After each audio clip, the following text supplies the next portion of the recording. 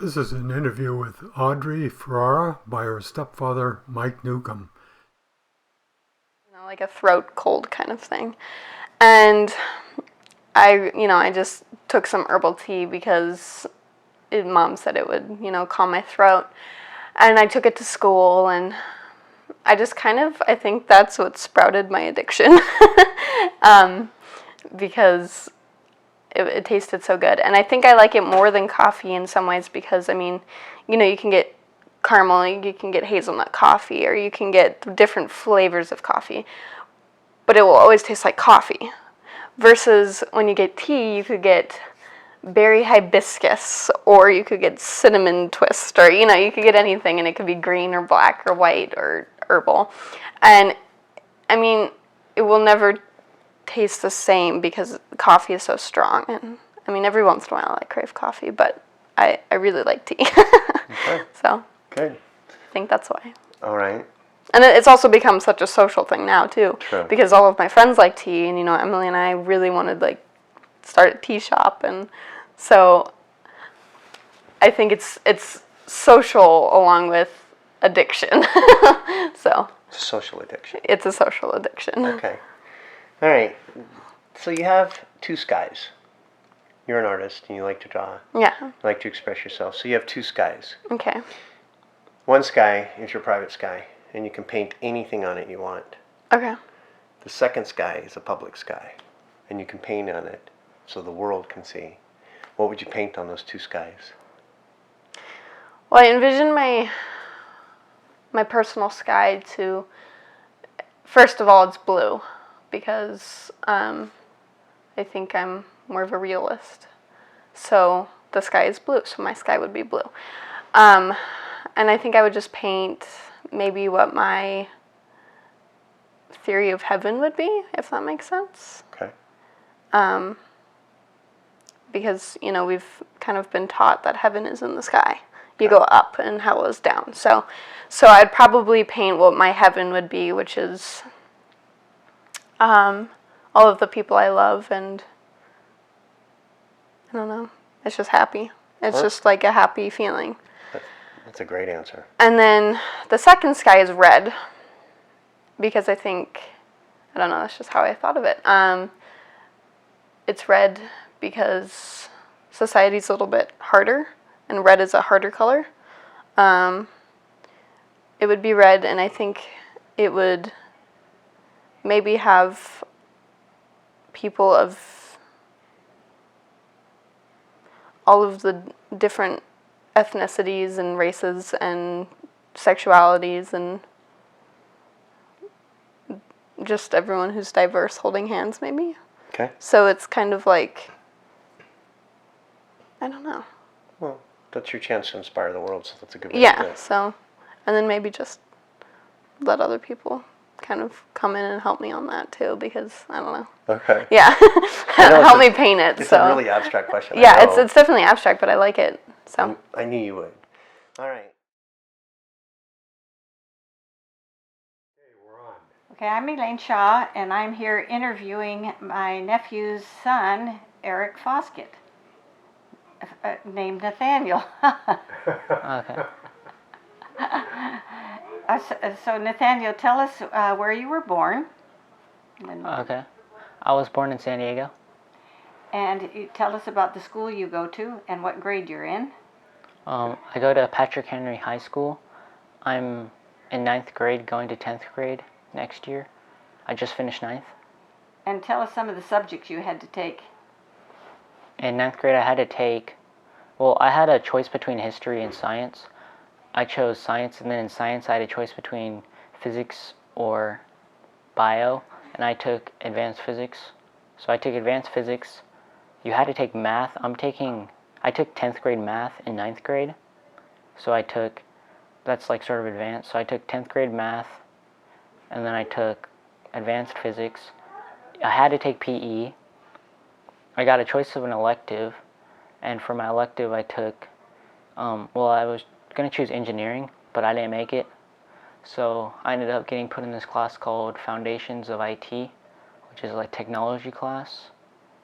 And then I had to take a language. I chose Spanish. So I took my first year Spanish, and then my other class was English. I just took basic English. And tell us how you liked the classes. Did you like one better than other, particularly since you chose science? Yeah. Were you happy with your choice? Yes. My least favorite classes were probably the ones with a lot of writing, like Spanish and English. And my favorite classes were probably like, I really liked math because it was pretty easy for me, and I liked physics because there's a lot of experiments and it's pretty fun. Did you get good grades? Yeah, the first semester I had straight A's, and the second semester I had all A's and 1 B. Outside of school, what are some of the activities that you do? Outside of school, I like to walk over to my friend's house. They live like 2 blocks away, and at my friend's house, we usually just hang around and talk, and sometimes we play video games, and then sometimes we watch TV shows or movies, and sometimes we like to walk around town and get food and stuff, and go like around the mall and watch movies. And tell us something you remember about your early childhood that maybe you don't remember, but your mom or dad have told you about. I don't remember much from my early childhood, but one thing I do remember, or I don't remember it, my mom told me a story about when I was little, and she got locked out of the house, and my dad was at work, and I was 2 years old, or something like that, and I was still in the house, and she kept yelling at me to go grab the key and throw it outside the window, and after about 30 minutes, I finally did it, and that's one story my mom told me. She got in. And you and your dad like to spend some time together. What are some of your favorite things you've done with your dad? Me and my dad, a few summers back, we went backpacking. It was pretty fun. During the backpacking trip, we had food, like dried up food that we put in water, and then we cooked it up with a little mini oven, and it was pretty fun. But during our last backpacking trip, we only went with one other person, and he was a lot more in shape than us, so he went ahead of us, and he actually got lost because he went off the trail somehow, and then we passed him, and then he waited for us for a very long time, but he didn't think we passed him, so he kept going back, and then he was running around crazy because he thought something happened to us, but we were way ahead of him.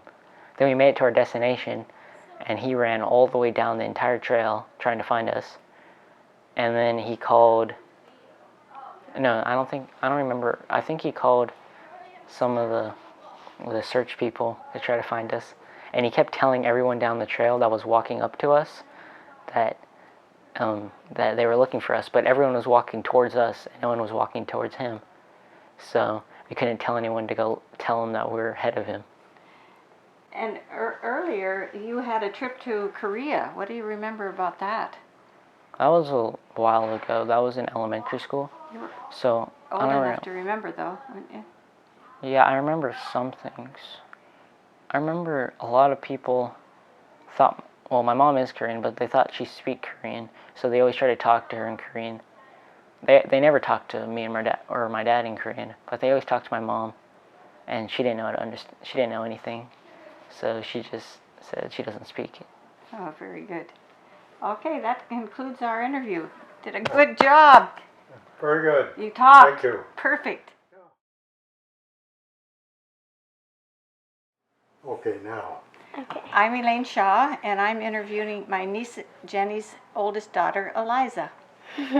Eliza, tell us your name and where you were born. My name's Eliza Foskett Hides. Should I say my middle name? It doesn't matter. Sure. Okay, Eliza Kathleen Foskett Hides. And I was born in San Francisco, somewhere on Shotwell Street, I think. and where do you live now? I live in Berkeley, California, and I live in Berkeley, California. Well, tell us a little bit more about Okay. what school you go to. I go to Martin Luther King Middle School, and You're in it's a grade. public school, and I'm going into grade 8. What did you like best about junior high now that you're in there? I like it compared to like elementary school. It's much more like, I don't know, it feels more free, and you can like do more things, and you have more options, I guess. Tell us, I know that you have lots of activities. Tell her what some of them are and what you like best about each one. Well, I'm on a swim team, and I love swimming because it really makes me happy. I feel like, I don't know, I can be myself, I guess. I also like acting and singing, and I like dancing, but I'm not on a dance team or anything. And I do a lot of musicals and plays and that kind of thing. Do you play an instrument? Other than my voice, no. No. Well, thinking about if you had 2 stages, and one was a private stage, and one was a public stage, how do you see yourself on the private one, and how would you see yourself on the public one? Well, on the public one, I'm definitely going to be more shy because, I don't know, when I'm performing in front of like my mom or just my sister or something, I don't feel like I'm performing. I feel like I'm just being me. But then when I have to perform in front of like people who I don't necessarily know, I feel like more self-conscious, I guess. And I feel like I can't be my whole self, I guess. Ah. I think it's just stage fright, being Yeah. shy. Yes. Well, if you could pick a place, any place that you could teleport back and forth to, anywhere in time or place, where would you see yourself? Like my lifetime or just any time? Yeah. Well, right now as a 13-year-old, So do you mean like if I could teleport, in and out of a place? like before I was born? Or? No, as right now. Like right now, if you could pick another place that you could be and go and have no consequences, and come back at the same time. Wait, I don't understand. Like, what do you mean? Like a different time era? Could be. Oh, okay.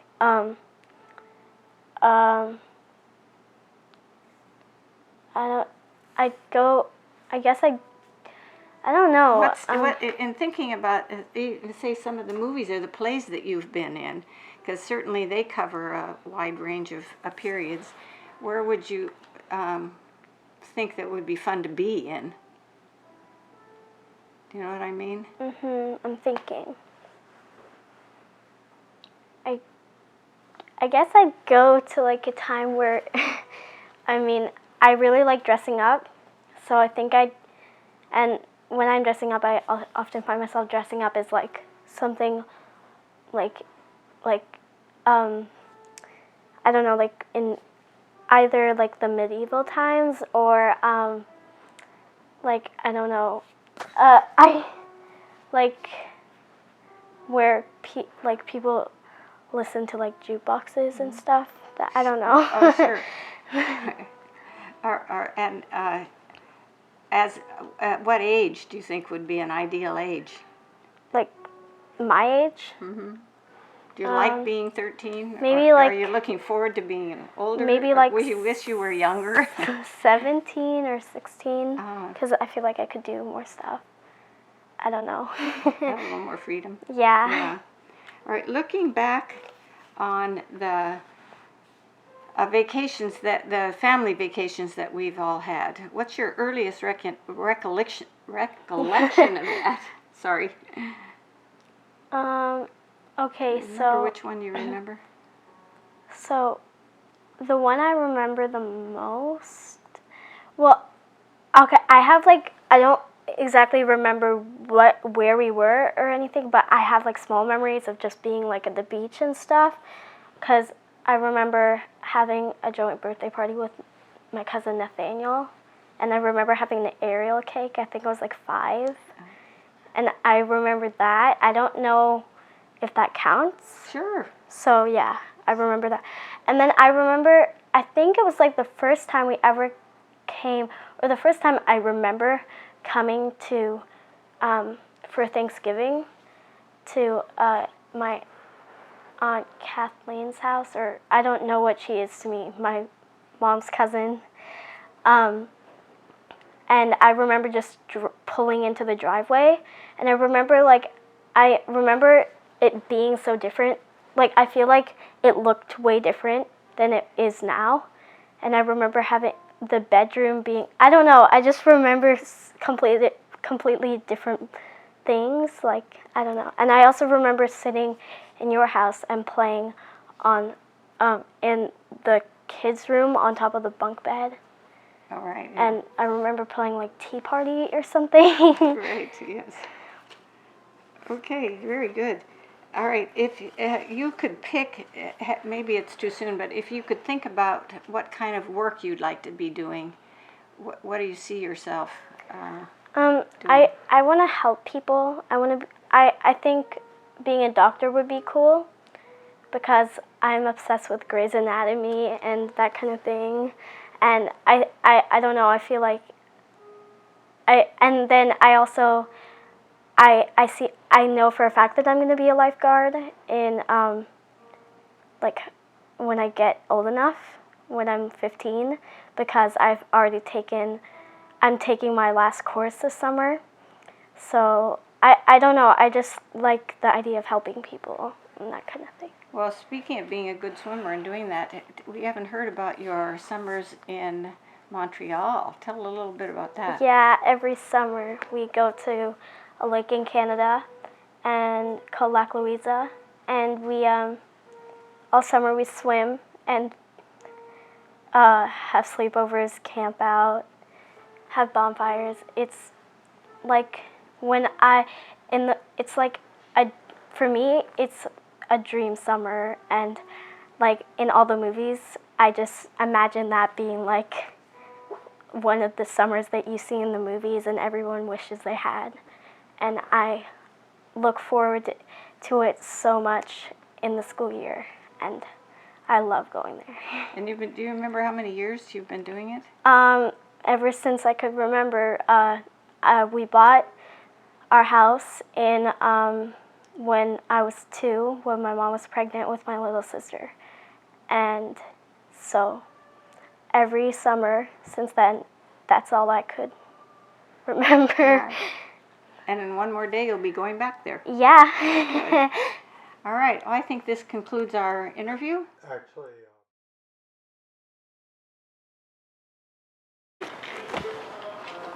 So, Ian, how old are you?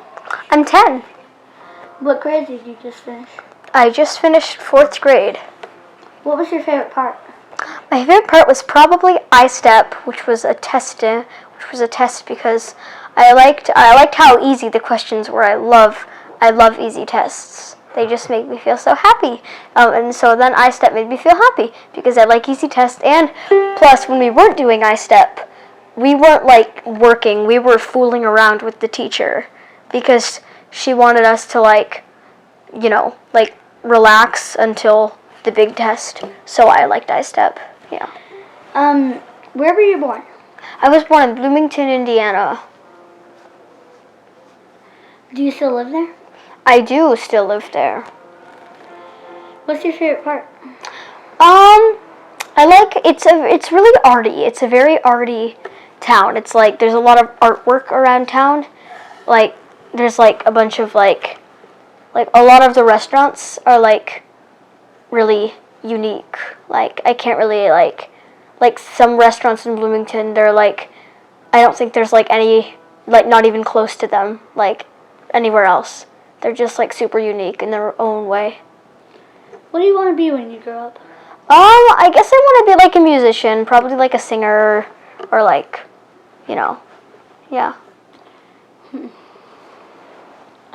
What's your favorite part of the family gathering? I just like being with the family. It's just super fun because cause the family's nice and we get to like hang out and stuff. Plus we get to like swim together and like eat together and watch movies together in like the movie theater. So yeah. Do you play any instrument? I do. I play ukulele and I also play piano. Can you play a song for us? Sure, I can, actually.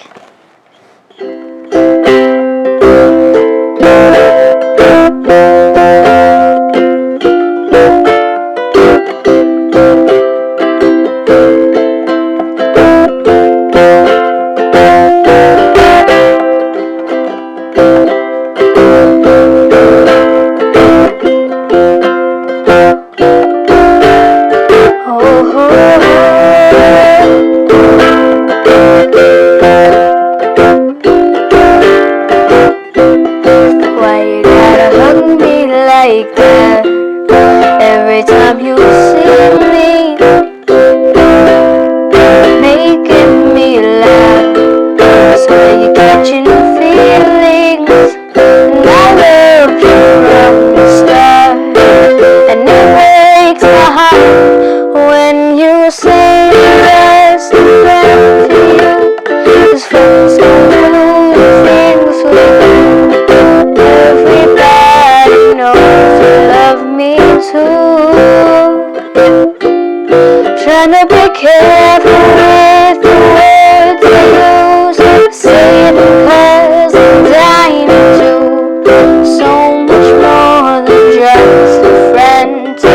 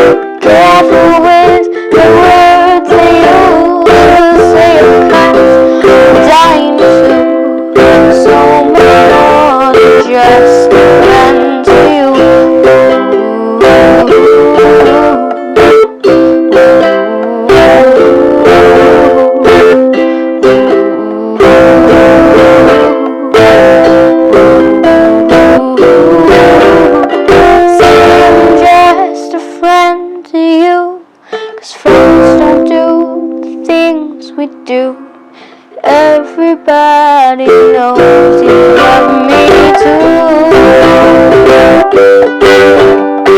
Careful with the words that you say, 'cause I'm dying to.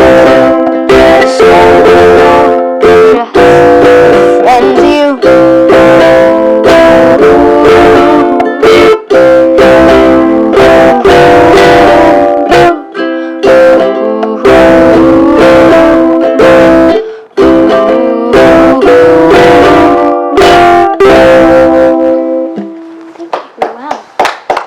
Thank you. Very good. I'm Hazel. I'm 11.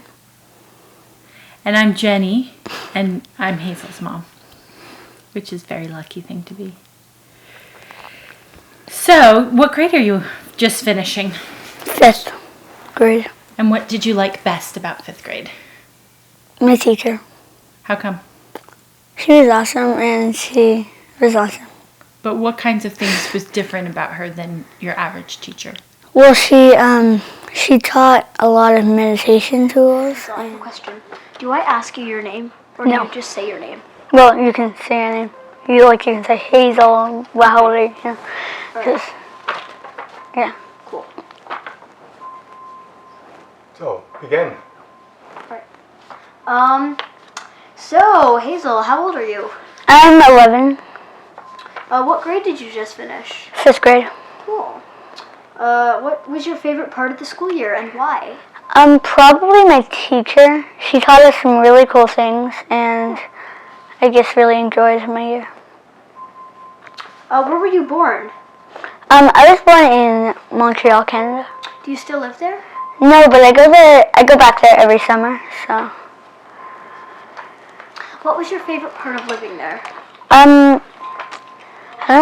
don't really remember because it was a long time ago. Well, if you could live anywhere, where would it be? Either probably. I think probably London or. No, actually, I'd probably live in Montreal again because I really enjoyed it there. So what's your favorite part of the family gathering? I like seeing all the cousins and having, because normally, most of them I hardly see. I don't see very often. So it's just nice to be able to see all of them in the same place. If you could use one word to describe yourself, what would it be? It's a really hard one. Well, I can't describe myself in one word because I don't know myself well enough, but in science we did this thing. I don't know why we did it, but we wrote one word about everyone, and a lot of the things on it were smart. So I guess I can say that, and some of them were kind. So Yeah. maybe I should say those two. Yeah, well, thank you. You're on. I'm Elaine Shaw, and I'm interviewing my granddaughter, Rory Ferrara. Rory, tell us your name and where you go to school. My name is Rory Ferrara. I go to school at Charles Hoffman Elementary.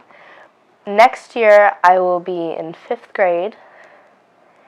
And tell us some activities that you did at school that you liked about 2nd, 3rd, and 4th grade at Charles Hoffman. Well, for 2nd and 3rd grade, I was in a combo class with a teacher called Miss Leidner, and she was a lot of fun because we did active stuff outside, like baseball with tennis rackets, and we did plays and things like that.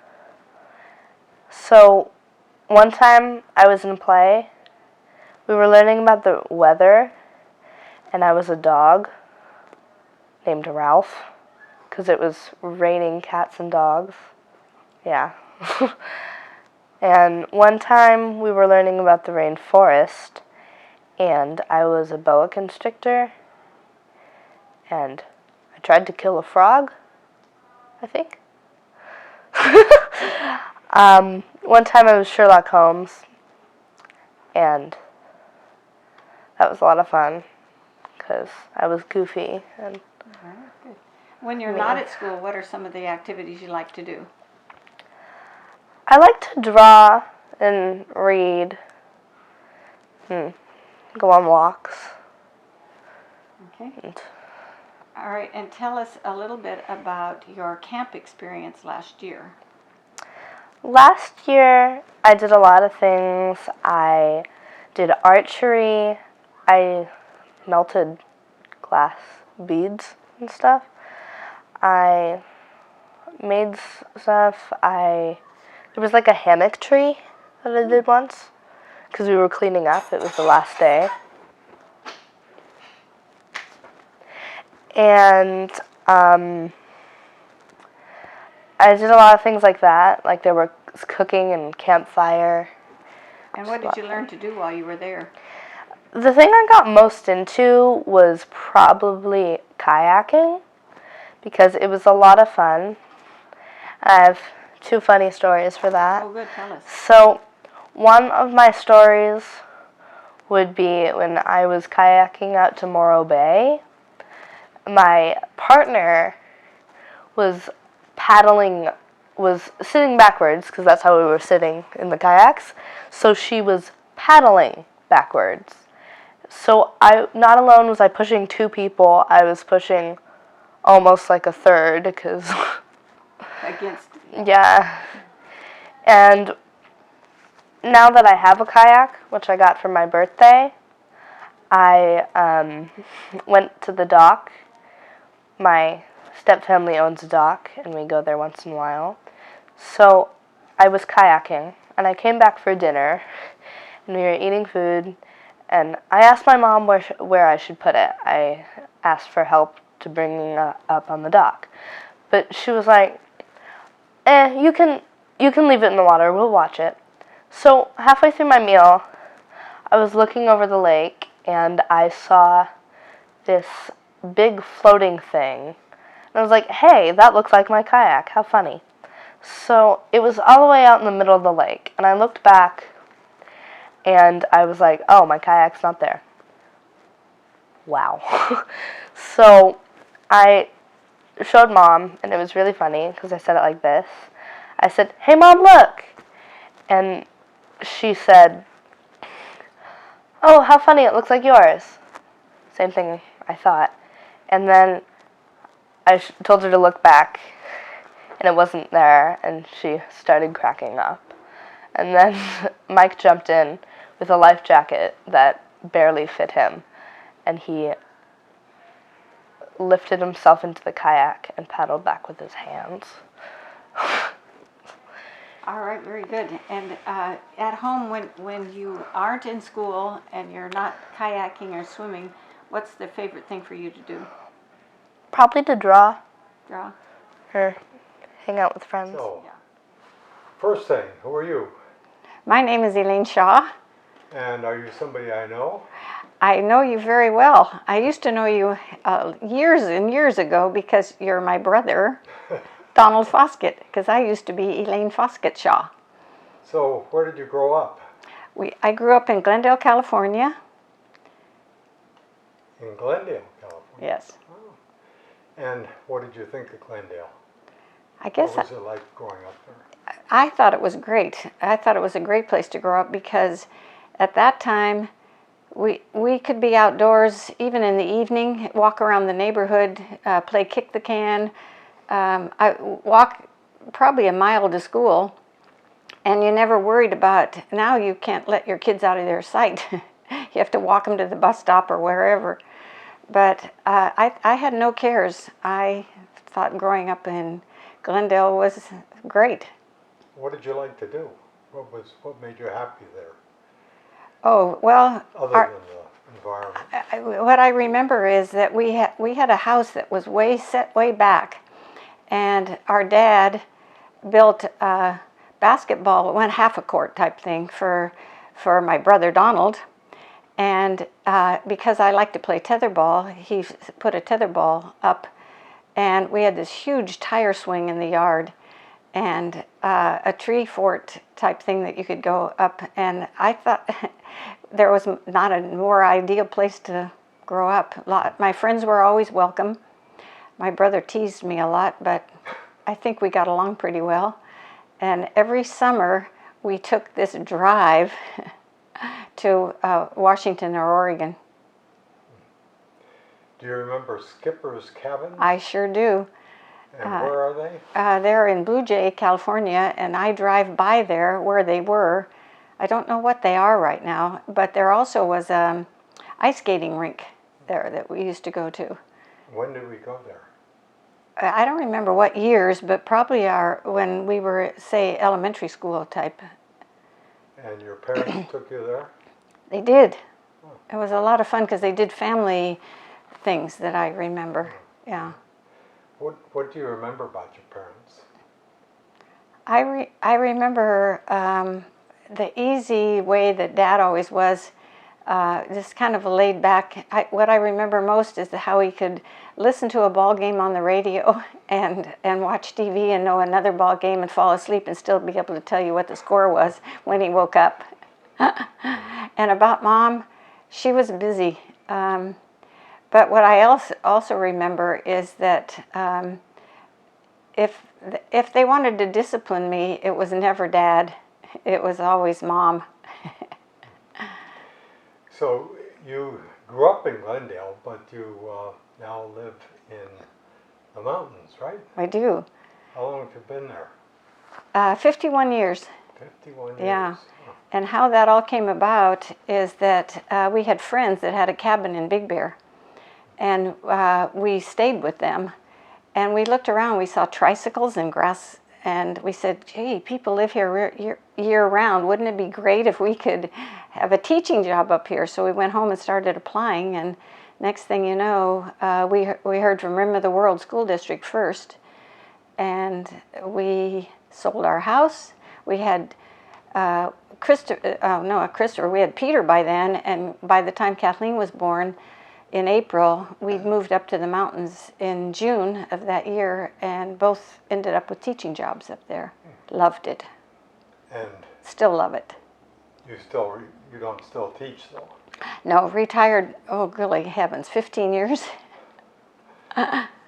So don't ask me how old I am. I won't ask you how old you are. I know how old you are.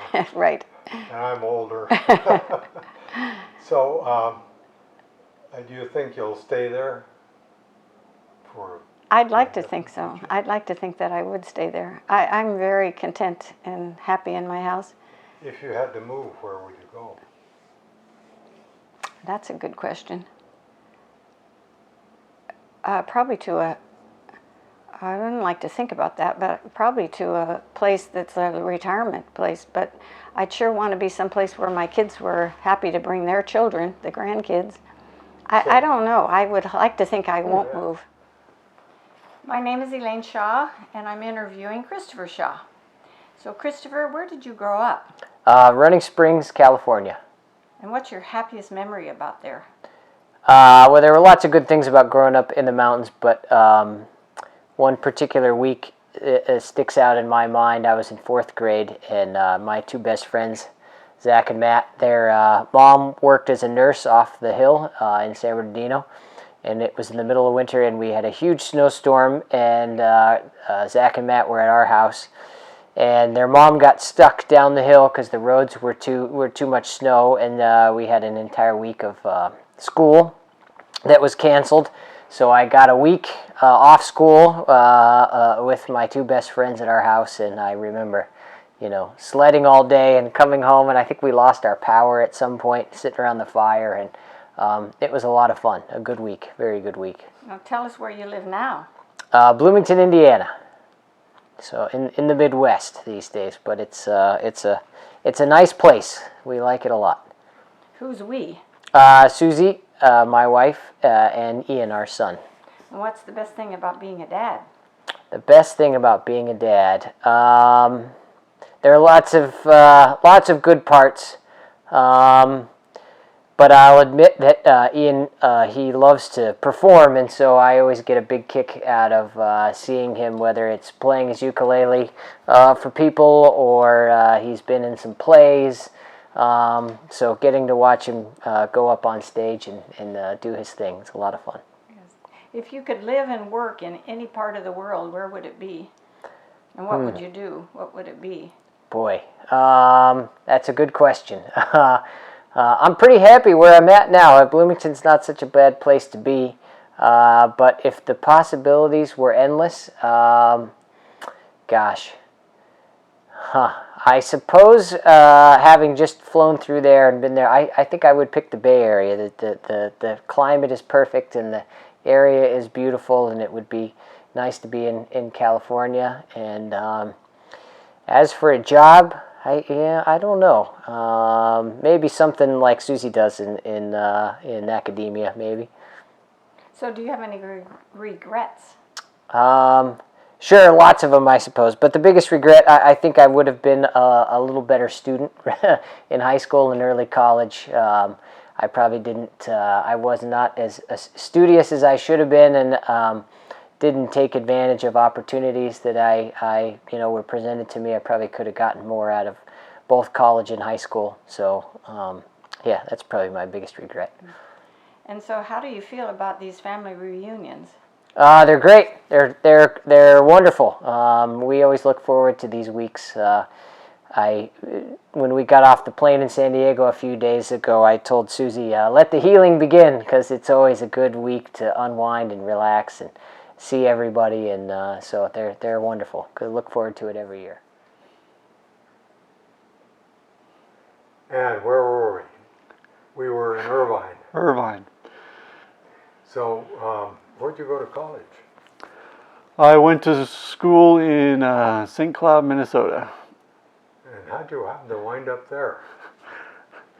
That was, It's a long way from Irvine. yes, I was having trouble getting focused, finishing up, trying to come up with a field of study, and it seemed like I needed a big change. So I met up with one of my high school buddies who was kind of in the same boat. We had both drifting through college and not really completing anything at the time. So we thought that getting out of our comfort zone and going to a different place would really help. So we did a kind of a trip through the Midwest, which was pretty much halfway between where he lived and I lived. I was living in California at the time, and he was living in Virginia. And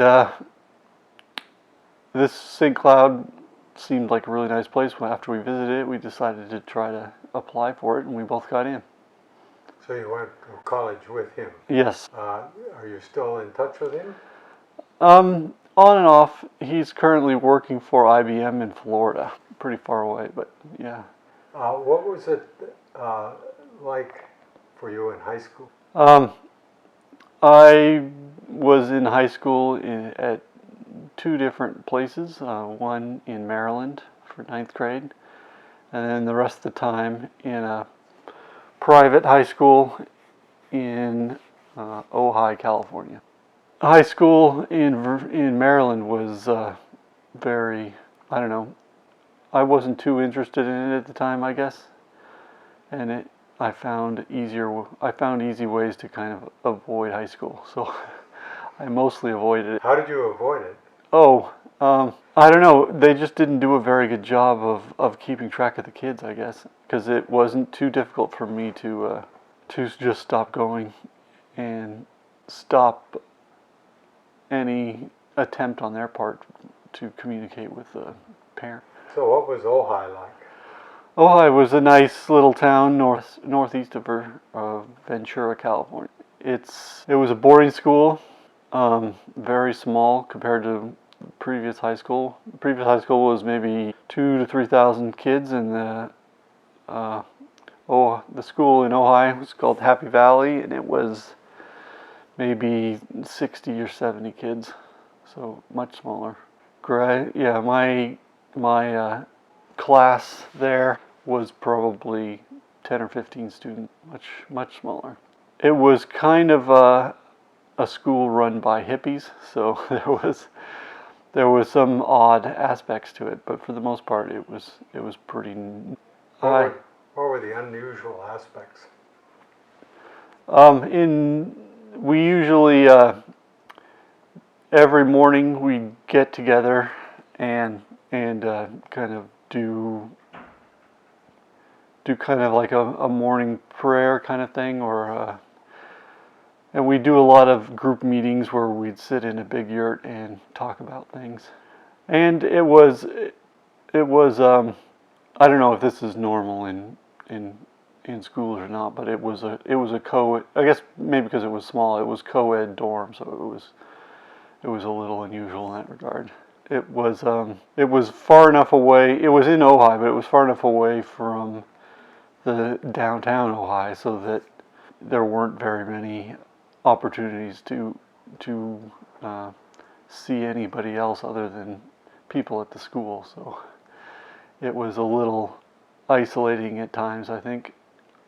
But we were on what used to be a farm, and all around us were farms. One of the farms right next to us was an actual hippie commune, and sometimes we'd interact with them. So, getting back to the present, do you ever think about making plans for the future? And if so, where do you see yourself in, say, 5 years? What do you hope will happen? I have, at various times, had plans for the future. I think at this point, I'm just kind of, all of my plans revolve around kind of chart my career, what path I would follow. There's usually a lot of pressure at work to get into some kind of a management path. I'm not exactly sure why, but that seems to be the important path that they're trying to push most of their employees, and that's definitely not something I've ever really wanted. So there are other paths, but they're just not really, they're not usually very good for promotion. But I'm pretty happy right now with where I'm at with my job and my potential salary, so I'm not really looking to push myself too much. But I definitely feel that after Nathaniel moves out, it's probably likely that I'll be doing something a little more risky, like take one of the my job has a lot of opportunities to take positions in other parts of the country or other parts of the world. What do you hope for your son? What would you like to see him do? For the most part, I really just want him to find something he really likes doing. I'm pretty much, I've talked to him a lot about the different career paths. For the most part, I think based on his interests that he and his skill set, he really needs to get into a college and find a career. Develop too much interest in the last few years with anything hands-on, like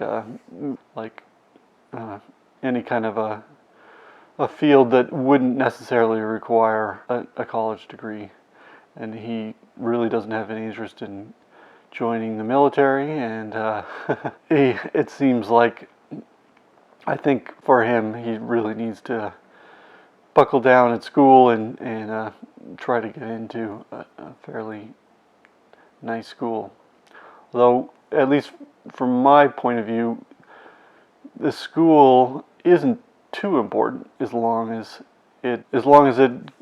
it provides the type of education that he wants to get. So, and I think he's doing really good in school right now. So if he continues along the way he is, I think he'll be pretty successful.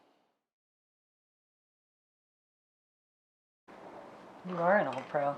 Yeah, yeah. All right, I'm Mike Newcomb, and I'm being interviewed by my wife, Kathleen Newcomb. I was supposed to ask you that question. Oh, sorry. And we're here in Fallbrook on June 26th, I think we decided. 26, okay. 2016.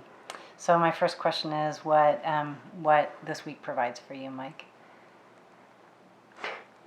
Well, we've been here twice, so it's two different things. Last year was my first family reunion, so it was, kind of getting to know everybody and getting to know the whole family, and so that it seemed like it required a lot more of me, just being around and being, so I could talk to everybody and get to know everybody.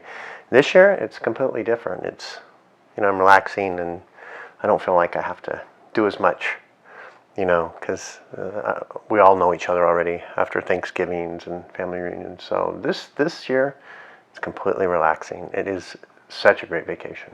Good. You've had a long and successful professional career as a police officer, ending with captain of Rancho Cucamonga. So my next question is, give me one of your best days professionally. And then I'm going to follow it up with give me one of your best days personally. So. Okay. Well, professionally, one of my best days was just that, was receiving that call from the sheriff saying that I was going to be a captain, and I was going to be a captain at Rancho, which was one of our biggest contract stations, and it was a place where I worked patrol. I was a young deputy, and I knew it, and just the fact that the sheriff called me, and never had there been before a brand new captain there, and so he trusted me enough to give me that position, and so definitely my best day professionally was receiving that call and getting that badge as a captain. Okay. And personally, you can go all the way back to childhood. That, I think if you ask anybody that question, they're going to say it's really, really hard. My best. It doesn't have to be best. Just a great day. Recall a good day. Yeah. And it doesn't have to be me in it. No, I know that. I know that. I don't feel compelled to put you in it unless it's the truth.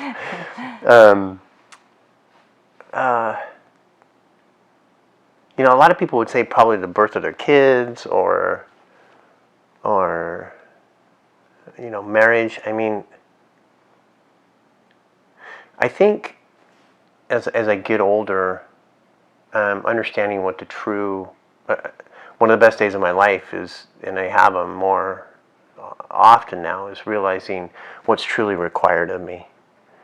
You know, rather than what I think is required of me, and understanding that. And so those days seem to happen a little bit more often, knowing, you know, what it is that I really need to do, understanding what I truly need to do rather than what I think I need to do. Because it's just, boy, it sure takes the stress off understanding exactly what you need to do as opposed to guessing, because you put so much stress on yourself. So those days. Those days. Okay. You describe running. You love physical exertion, lifting, you know, pull-ups, push-ups, anything that swimming, water skiing. But you describe running as an activity that brings out a whole different side to you. You pound the pavement and things happen to you mentally. So what happens to you when you're running? No, first I think it's because you set a goal, whatever that goal is. You know, if it's 2 miles or if it's up this hill and down that hill, or, you know, around this track so many times. So initially you just start out with a destination. And then through the process, I tend to run life down in my head and in my soul, you know. And so I pass through all kinds of different emotions. You know, I can sing whatever song I want to sing. I can talk to whoever I want to talk to in my head or out loud, because I'm often by myself. I can cry. I can rejoice, and you know, that's just a place that in my life I've ended up being able to do all those things. So I mean, you've seen me after a run. I mean, sometimes I'm just high as a kite. Sometimes I'm, you know, teary. But it brings that out, and it's been just a part of my life, and so I think that's why all those things come out when I'm running. So. I was going to ask you, but I'm going to bypass this question, come back to it, and see if you can think about it and right at the end. I can't do two things at once, Well, so it might be pop up. difficult. I hate it when people ask me what my favorite song is, because it's too hard to think on the spot. But we tend to have theme songs that bring back memories in our lives. So you know, if you had theme songs for your childhood, your adolescence, your adult life now, certain summers, is there any song that you can think of? You don't have to answer now. I'll ask you another question. You can come back to it. Okay. Still might not be able to answer it, but I'll try. Okay. So yesterday I asked you to give me a sentence about each of your girls. So today I'll ask you, give me one thing you'd like to say to each of your 2 bio girls and your 2 step girls. So is it the same question? Yeah, I suppose so. I mean, I think it was just give me a sentence, but it's Okay. maybe one thing you'd like to say to them, or let me ask it differently. Tell me what you'd like to, what your hopes are for them, and say 4 years, each of them. Oh, well, it would still probably be similar. You know, I'd tell Rory that I'm looking forward to the next 4 years with you. I'm looking forward to your future because I get to be a part of it. You know, we talk a lot about how all of a sudden we have a history as a family, and so we do. So I have this history with Rory, so I'm looking forward to the future. She'll be a freshman in 4 years. Yeah, so I mean, our hopes is to be in Calamasa, you know, at this beautiful ranch we bought. So, I'm looking forward to watching her grow. To Audrey, you know, what I told you yesterday, she's been a surprise. Not because I wasn't hopeful, but she's just been a wonderful surprise in my life. And so, of course, I want to see her graduate if that's what she wants to do. But, you know, in our interview, where I asked her a question, I said, what if all the colleges were burned down? What would you do? And it was, she'll have to tell you her answer. But I want her to fulfill whatever she wants to fulfill, whether that's college or whatever it is. It's going to be fun to watch her. And tell Maddie, in 4 years, much as I said yesterday, every day is a growing day, and I want to watch you grow and understand that growth never stops. So, and to Danielle, I want to tell her how proud of her I am because of what she's accomplished and what she's been through. It's been great. And so in 4 years, I'm going to congratulate her on her first job or her second job or, as in this career that she's picked off. And I'm really proud of her. And you, same thing. I want to tell you that I'm thankful, grateful for my life. And I look forward to the next 4 years. Did you think of that song? No, I have no idea. I'll tell you this. You asked about songs that reminded me of summers as a kid. Mm-hmm. We used to have a little white transistor radio, and we used to hang it on the fence at the dock. And you're a prisoner to whatever AM station is playing. So I remember those songs, those 70s songs playing over and over and over. But they're so meaningful as a kid. The words sometimes you don't even understand what they are. But they do bring back that time. And those times at the dock as a kid, those summers were the best. Good. Well, Judith, just a couple of questions about your beginnings and where you started life. Where did you grow up? I grew up in Mindanao. In Mindanao? Another island of the Philippines. Another island of the Philippines. The Philippines has, I heard, over 7,000 islands. Is Yes. that true, is it? Yes. Yeah, it's an island nation.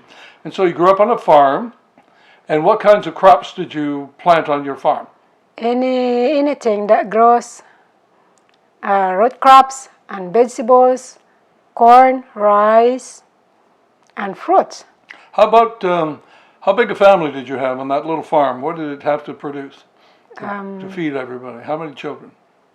We have, so far we are 10, but 3 of them gone, so we were 7 alive.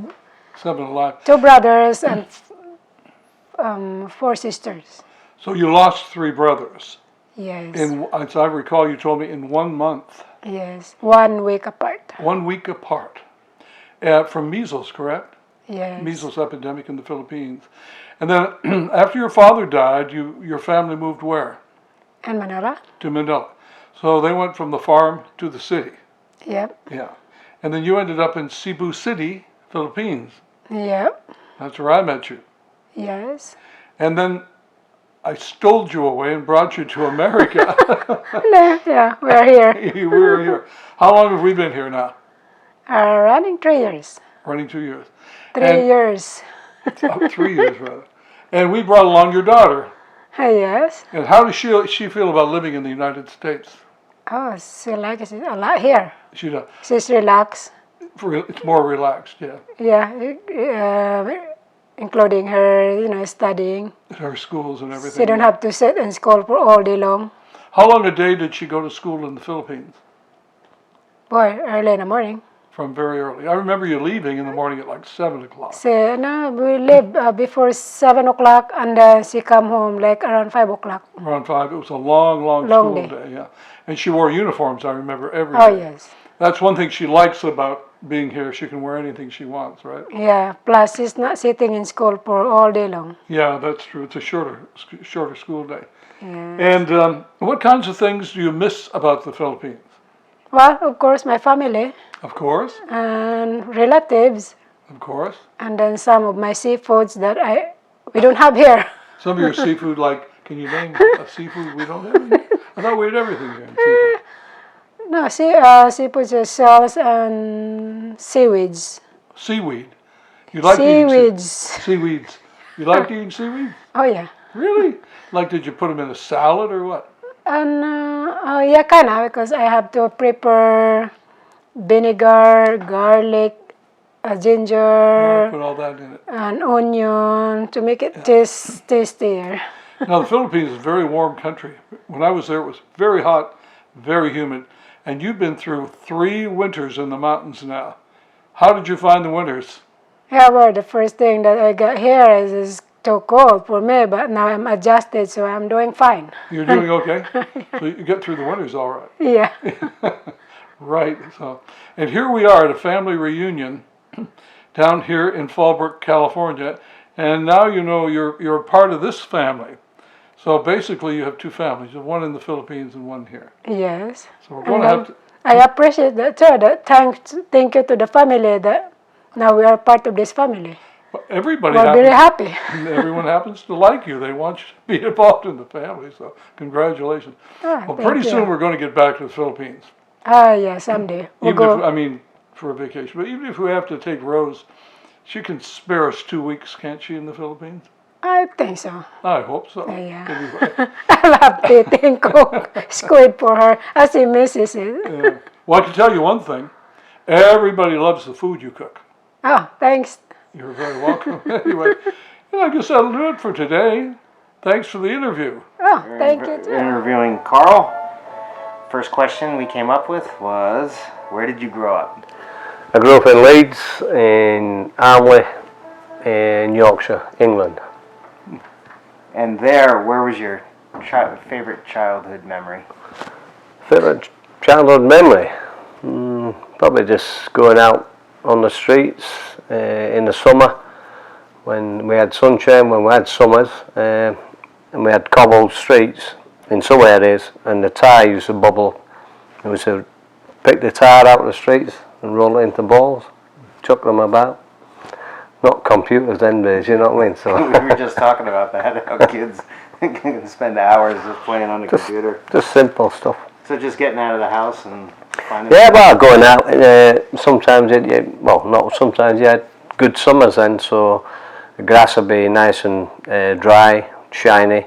On the hills, we'd go down the road, down the back of the shops, get a cardboard box, make a slide in the box, slide down the hill.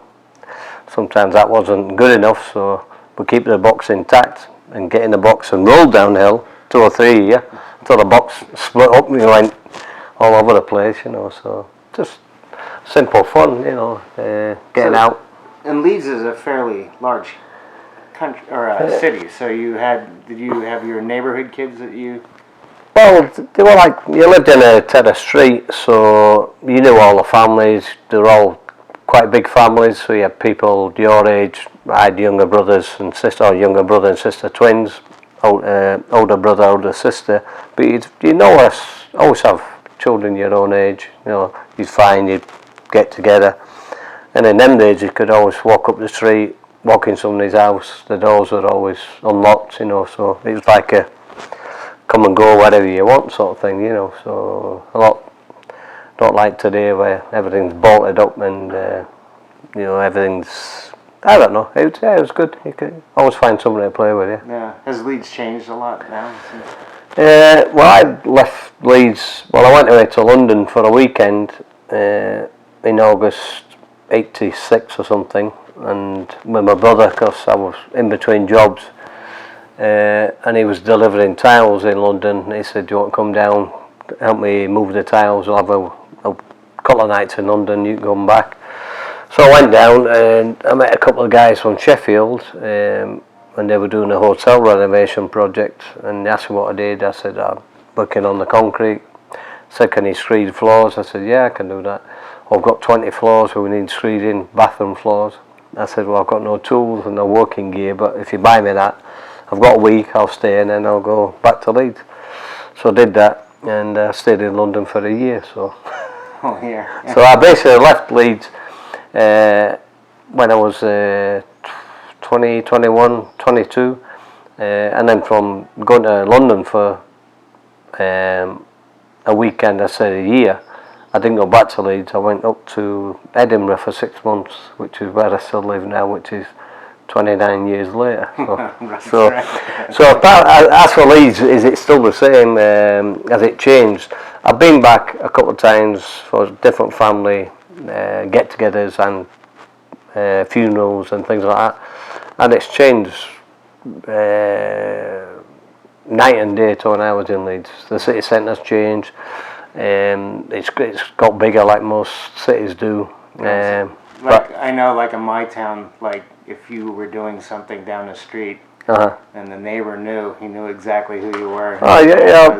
Is that, I bet you that aspect is somewhat. Obviously, when you were kids and growing up, everybody's a bit mischievous, and some more than others. So, yeah, you could always tell who'd been up to what. And in them days, everybody, if you did something wrong, you had a guilty face. So, yeah, if you'd done something wrong, normally they knew, and you put your hand up, and that was it, you know. Right. So, and if it was bad enough, then you got you got whatever. But yeah. All right. Well, here we got to move on here. All right. Here's another one Elaine came up with. What's your favorite place to travel to? Favorite place to travel to? Quite hard to answer because I've travelled a lot. I've been a lot of places through a lot of time through my family, moving away, going to different places. So I've had the luxury and benefit of going a lot of places. I had to say where my favourite place is because I've not been everywhere. So at the moment I love coming to America, but I love going to Canada. I loved going to Germany when my sister lived there. Then they moved to Italy. I went there a couple of times. That was lovely. We normally go away somewhere with the family and get together. But I've been to loads of places myself.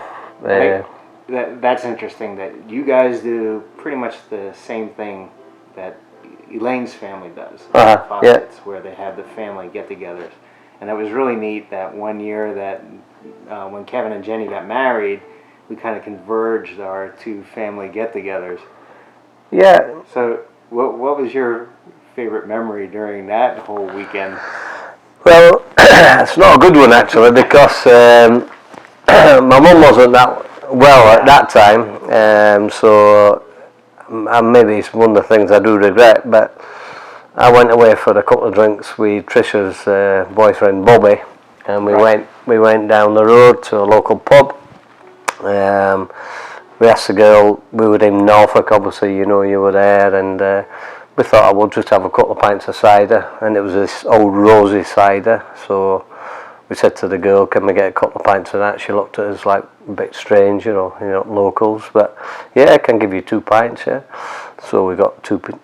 I expected her to pull it out of the old rosy pump, and she never touched that. She went down the back, got this big plastic drum, brought it out, poured it on the floor into 2 glasses, passed them up. Me and Bobby looked, said that, but no, we'll have that. Quite nice, bit of a kick, but can we get a couple more? Anyway, long story short, she said I should only give you 2.